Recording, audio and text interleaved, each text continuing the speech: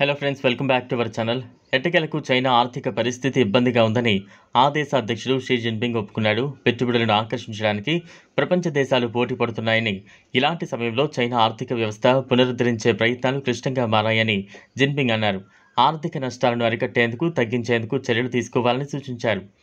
దేశ ఆర్థిక వ్యవస్థ పరిస్థితి అనే అంశంపై చైనా అధికారిక మీడియాలో అధ్యక్షుడు చేసిన వ్యాఖ్యలు ప్రచారమయ్యాయి. విదేశీ పెట్టుబడులను ఆకర్షించడానికి మరిన్ని ప్రయత్నాలు చేయాలని జిన్పింగ్ తెలిపారు.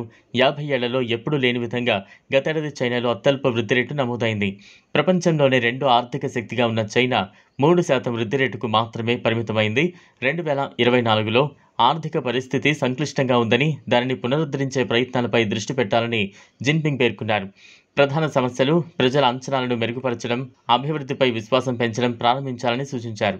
తయారీ విభాగంలో ప్రపంచ అగ్రగామిగా చైనా ఉంది. అయితే కోవిడ్ సంక్షోభం, జీరో కోవిడ్ విధానం, బలవంతపు లాక్డౌన్లు, టెక్ పరిశ్రమలను చైనా కమ్యూనిస్టు ప్రభుత్వం అణిచివేత కారణంగా అక్కడ పారిశ్రామిక రంగం దెబ్బతింది. చాలా వరకు పెట్టుబడులు భారత్, ఇతర దేశాలకు తరలి వెళ్ళిపోయాయి. ప్రస్తుతం చైనా జీడీపీ 17.94 ట్రిలియన్లకు చేరుకుంది. 1974లో చివరిసారిగా చైనా జీడీపీ 2.3% పడిపోయింది. ఇదే అతి తక్కువ వృద్ధి రేటు. ఇక ఆర్థిక మందగమనం కారణంగా ఆ దేశంలో నిరసనలు పెరిగాయి. దీనికి తోడు చైనాలో వృద్ధాప్య జనాభా విపరీతంగా పెరుగుతోంది. మరోవైపు జనాభా రేటు క్షీణిస్తోంది.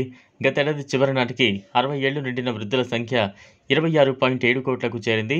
ఇది మొత్తం జనాభాలో 18.9%.